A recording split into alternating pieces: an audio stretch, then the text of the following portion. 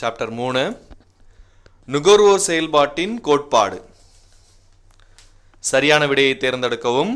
முதலாவது கேள்வி, இன்றியமையாத வசதி ஆடம்பர பண்டங்கள் என்பது டேஷ்.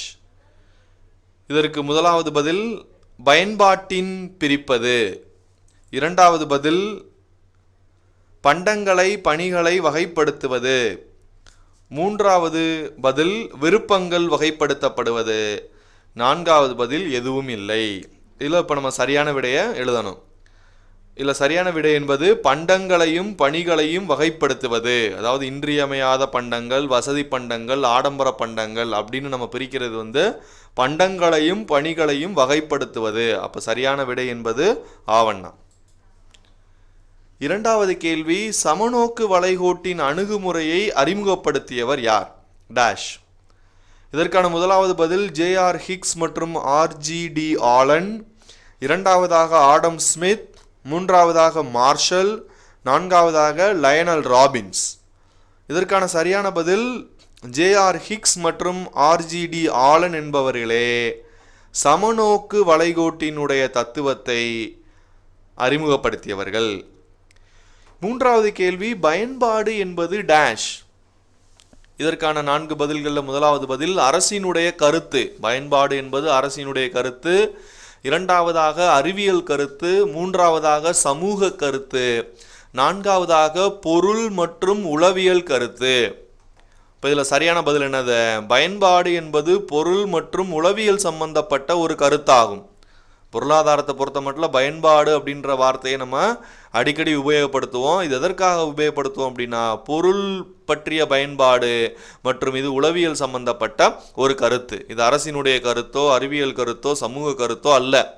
பயன்பாடு என்பது ஒரு உளவியல் சம்பந்தப்பட்ட கருத்து, பொருள் சம்பந்தப்பட்ட கருத்து. நான்காவது கேள்வி, ஒற்றை பண்ட நுகர்வு என்பது எதனை உணர்த்துகிறது? எதை உணர்த்தும்? டேஷ்.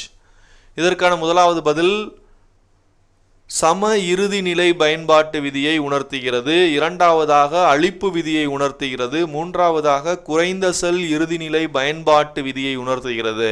நான்காவதாக உற்பத்தி வாய்ப்பு வளைகோட்டை உணர்த்துகிறது. இந்த 4ல் எது சரியான பதில் அப்படின்னு பார்த்தீங்கன்னா இ, அதாவது குறைந்த செல் இறுதிநிலை பயன்பாட்டு விதியை உணர்த்துகிறது. ஒற்றை பண்ட நுகர்வு, ஒரே ஒரு பண்டத்தை நுகர்வு செய்து அதனால் கிடைக்கக்கூடிய பயன்பாட்டை பற்றி படிப்பது என்பது குறைந்த செல் இறுதிநிலை பயன்பாட்டு விதி என அழைக்கப்படுகிறது. ஐந்தாவது கேள்வி, நுகர்வோர் எச்சம் என்பது டேஷ். இதற்கான முதலாவது பதில் தேவை = அளிப்பு. தேவையும் அளிப்பும் சமமாக இருக்கிறது என்பதே நுகர்வோர் எச்சம்.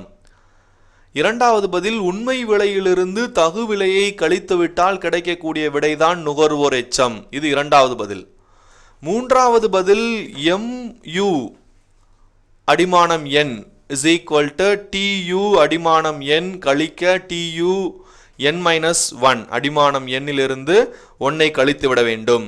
இதுக்கு என்ன அர்த்தம் அப்படின்னா MUN என்பது மார்ஜினல் யூட்டிலிட்டி என்பதை குறிக்கிறது.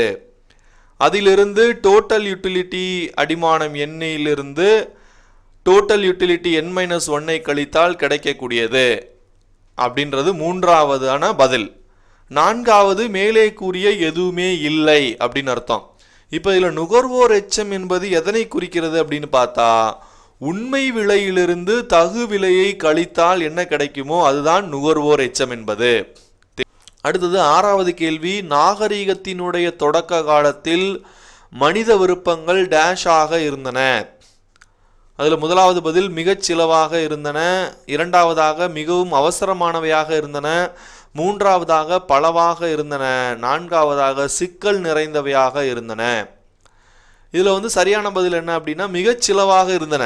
ஆரம்ப காலத்தில் நாகரிகத்தினுடைய தொடக்க காலத்தில் பண்டை காலத்தில் மனிதர்களுடைய விருப்பங்கள் அளவில் குறைவாக இருந்தது. ஆனால் இன்னைக்கு எண்ணிலடங்கா விருப்பங்கள் இருக்கு. அதனால தான் பொருளாதார ரீதியாக பல பிரச்சனைகளை நம்ம சந்திக்க வேண்டியிருக்கு.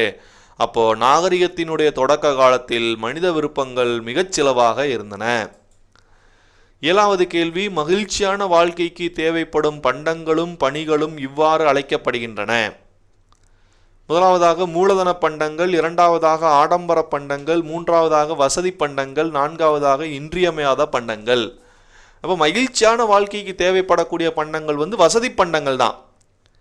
மூலதன பண்டங்கள் என்பது தொழிற்சாலைகளுக்கு தேவைப்படக்கூடிய பண்டங்கள், இன்றியமையாத பண்டங்கள் என்பது அன்றாட தேவைகளை பூர்த்தி செய்யக்கூடிய பண்டங்கள், ஆடம்பர பண்டங்கள் என்பது ஆடம்பரமாக வாழ்வதற்கு தேவைப்படக்கூடிய பண்டங்கள். அப்போ மகிழ்ச்சியான வாழ்க்கைக்கு தேவைப்படக்கூடிய பண்டங்களை தான் நம்ம வசதி பண்டங்கள் அப்படின்னு சொல்கிறோம்.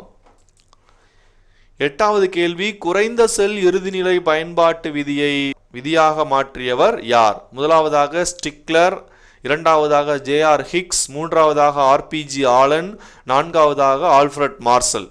இதில் சரியான பதில் குறைந்த செல் இறுதிநிலை பயன்பாட்டு விதியை மாற்றியவர் ஆல்ஃபிரட் மார்சல் என்பவர்.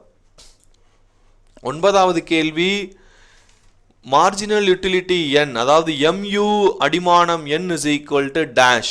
அதான் கேள்வி. இதுக்கு என்ன அர்த்தம் அப்படின்னா, மார்ஜினல் யூட்டிலிட்டி அதாவது அலகுகளினுடைய மொத்த பயன்பாடு என்பது என்ன அப்படின்றது தான் கேள்வி. இதற்கு 4 விதமான விடைகள் கொடுக்கப்பட்டிருக்கு. இதில் முதலாவது விடை tu அடிமானம் n கூட்டுக tu n+1. இது முதலாவது ஆப்ஷன். இது முதலாவது விடை. இரண்டாவது விடை tu அடிமானம் n கழிக்க tu n+1. மூன்றாவது tu n அடிமானம் n கழிக்க tu அடிமானம் n-n.